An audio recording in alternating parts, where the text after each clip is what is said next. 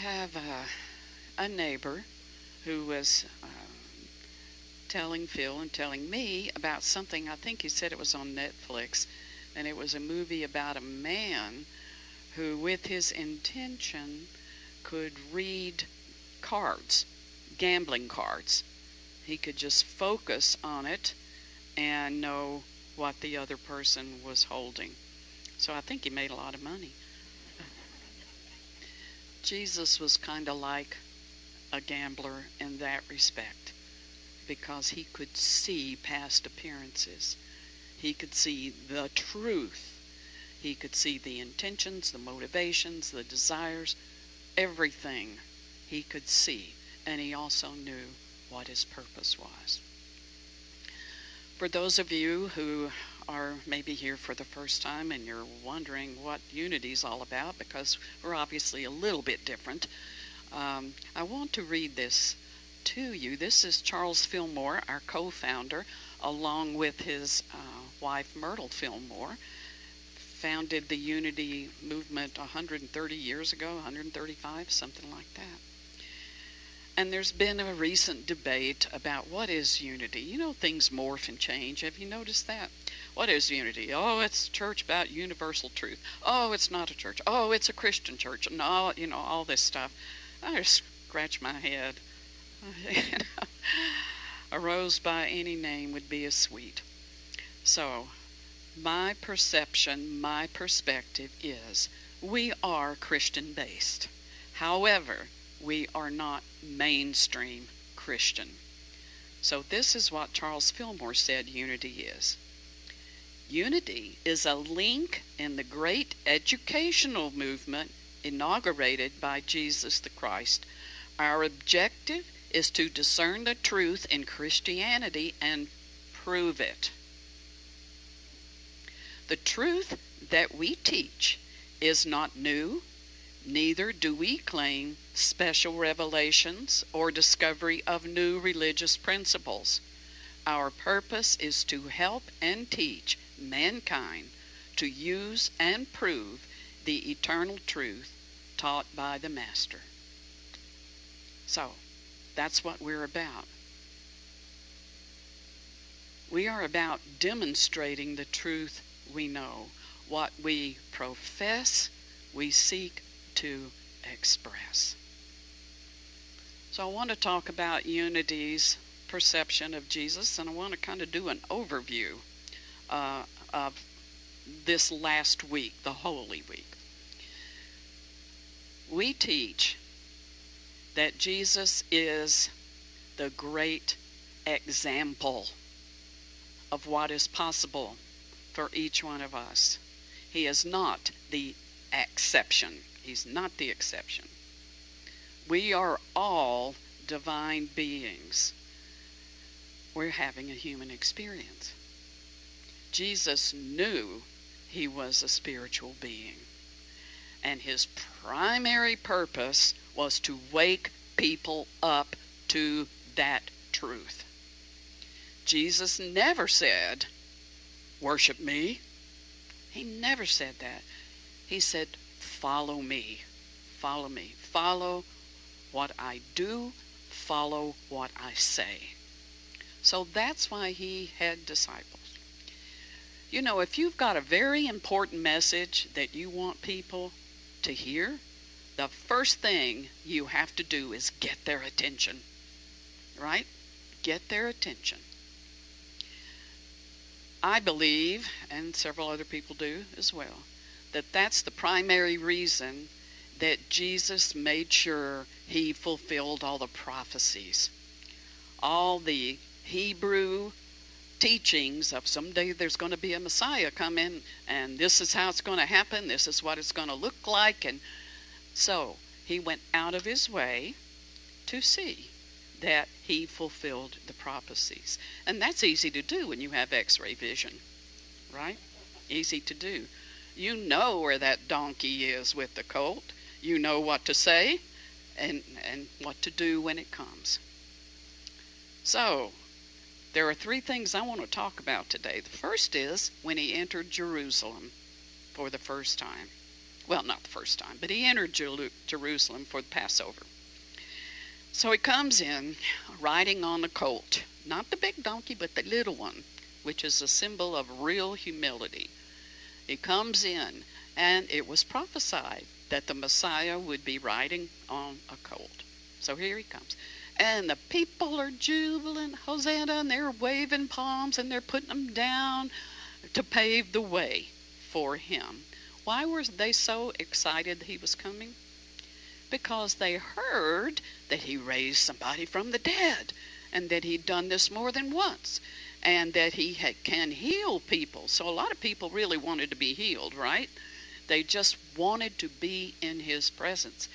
And first and foremost, they believed that he was the one that was going to become the new ruler and tell those Romans where to go and what to do.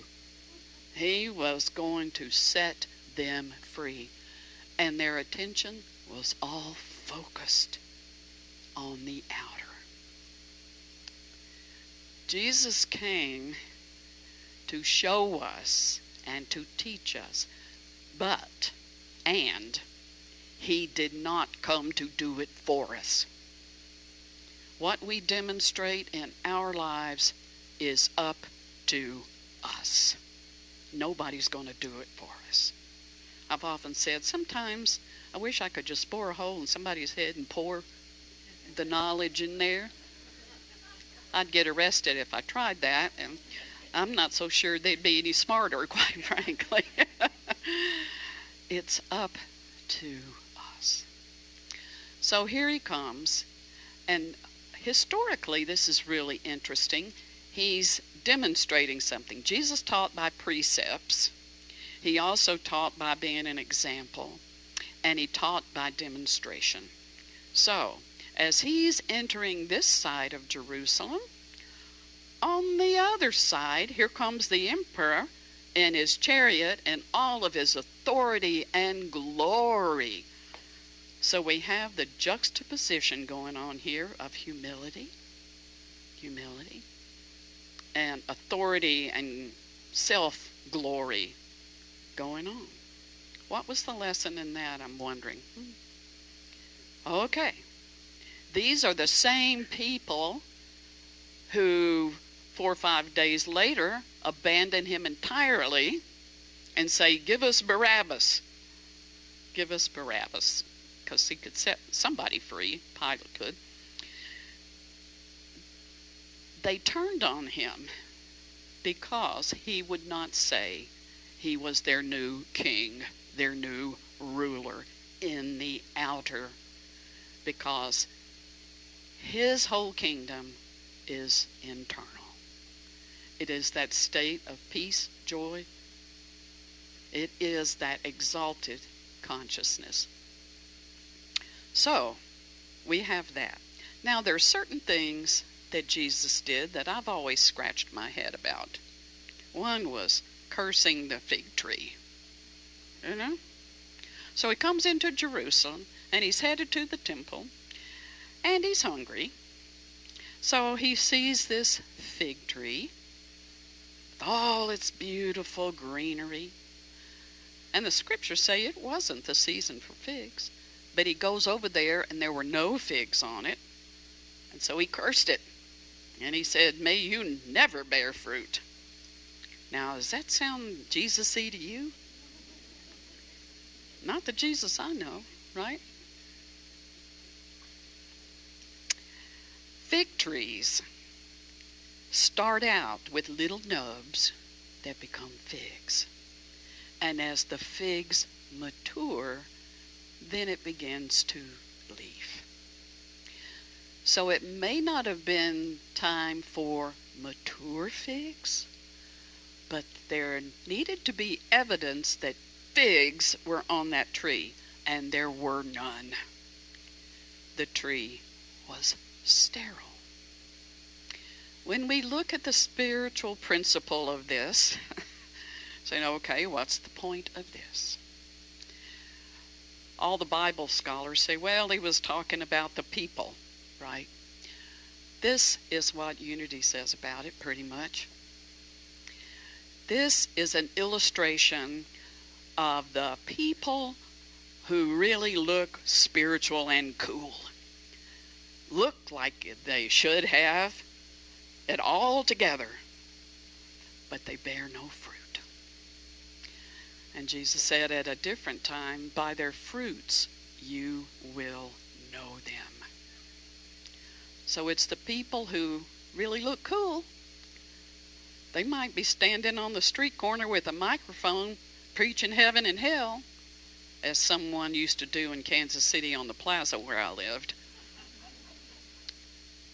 People do what is inside of them. Comes out. The fruit. The fruit. So we want to bear the juicy, good, nourishing fruit. Not the rotten stuff. Right? That's cursing of the fig tree. So they pass on, and they get to the temple, and he goes in, and he just stands there and looks around, takes it all in. And then he leaves with his disciples, and they go outside of Jerusalem for the night. The next day, as they're coming in, the fig tree that he cursed has withered from the roots. It has died. He goes into the temple, and he starts kicking over tables. One scripture said he fashioned a whip. But I don't think he did that. But I do think he turned over the tables. So what was going on that Jesus would get that angry, right? What was going on? Okay, the temple was huge, and it was built in layers. The core of the temple was the Holy of the Holies, right? Where the priests and only certain people could go there. And then the next layer was a little more, less holy, but holy. And you get all the way out to the outside courtyard, ring around it, and that was where the Gentiles could come. So they come in, and they're to bring an offering, right? Well, number one, you're not going to travel by foot or donkey, maybe a camel, for days with a pigeon. You're not. So you could buy a fresh sacrificial offering right there in the first courtyard. And of course, just like if you go to Europe, you have to get euros because they're probably not going to take your dollar. So you have to go to the exchange, and there was a profit in that. And there was a profit in the birds too. So that really angered Jesus. It angered him because what was his number one, his prime directive? Wake people up. And that doesn't cost anything. So he was upset because there was a barrier. There was a barrier to people discovering the divinity within them. That inner temple. Getting there easily. So that angered him. Oh, it also angered a few other people too, let me tell you. The Sadducees and scribes and other people who liked the way things were. No change for them. They had it. Right? And they wanted to arrest him, but they didn't dare do it because they were afraid of what the crowds would do. Because the crowds at this point were worshiping him, and they were totally enthralled. So, the bad guys said to each other, we got to do something about this, because sooner or later we're going to be out of a job.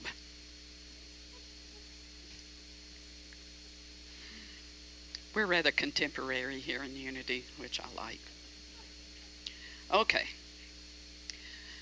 So, now we get to the next day, and the next day. We get to the Last Supper. And Jesus is saying, there is one at this table who will betray me. And one by one, they start saying, it is I? It is I? And when it came to Judas, he said the same thing. It is I? And Jesus said, you said it. He never took away anybody's power. As we decree, so it is. It is I. It's just a matter of a punctuation mark at the end. It is I. And we know that he did. Okay, so there were so much going on during this week. So much. Many of the teachings, many of the primary things that went down that week are what we remember the most. Sermon on the Mount and his teachings that week. There was such an intensity with him. Such an intensity. During that week, he demonstrated what it means to be spiritually awakened and clear as a bell about what your mission is and why you're here.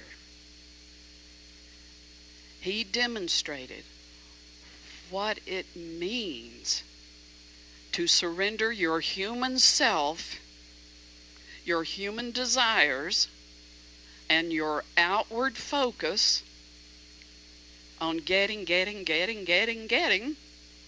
to release. Release, not my will, but yours be done. And what it means to be fully human too. Oh, please let this cup pass from me if there is any way. Nevertheless, not my will, ego self, personality self, but yours be done. That's surrender. Surrender. When he said the one who loses his life for my sake will find it, he's talking about your personal ego-driven life. Lose that life. Become only here for God, to be the channel through which the characteristics, the nature, our divine nature, shines through. 2 teachings that I want to mention in closing. You know, the Sadducees and the priests and everybody, they were trying to get him. And that week was kind of like a cat and mouse thing going. They were trying to trip him up by asking him all kinds of questions. And he always turned around and put it back on them. One of the things was, well, should we pay our taxes? And Jesus said, give me a coin, give me a denarii. And they gave him one, and he said, whose picture's on this? And they said, well, it's Caesar. And he said, give to Caesar what is Caesar's, and to God what is God's. Another way of saying that is be in the world, but not of it. Not of it. Do what you have to do in this world, but keep your heart and mind centered on what is true. There's that. And then the disciples themselves came to him because he was starting to tell them, you know, I'm not going to be here forever. One thing I remember that he said, which is so important, he said, I must go so that the advocate, the Holy Spirit, can come to you. And what that means is, as long as he was in the flesh, they didn't have to think about it. Because Jesus would tell them, Jesus would protect them, Jesus would do it all for them. But once you don't have that person, what do you have? What do you have? We know the disciples certainly weren't perfect, especially Peter, which is faith. So this is what is the number one thing, the most important thing? They asked him. And these are only 2 commandments that Jesus ever gave. And the first is, you shall love God with all your heart, your mind, your soul, and your strength. In other words, put your spiritual well-being first. And the second is like it. Love your neighbor as yourself. Love. Starting with yourself. That little word as. The manner in which you love yourself is how you will love other people. Love wholeheartedly, and you will be whole. All of this crammed in that one little week. And next Sunday, this will be continued.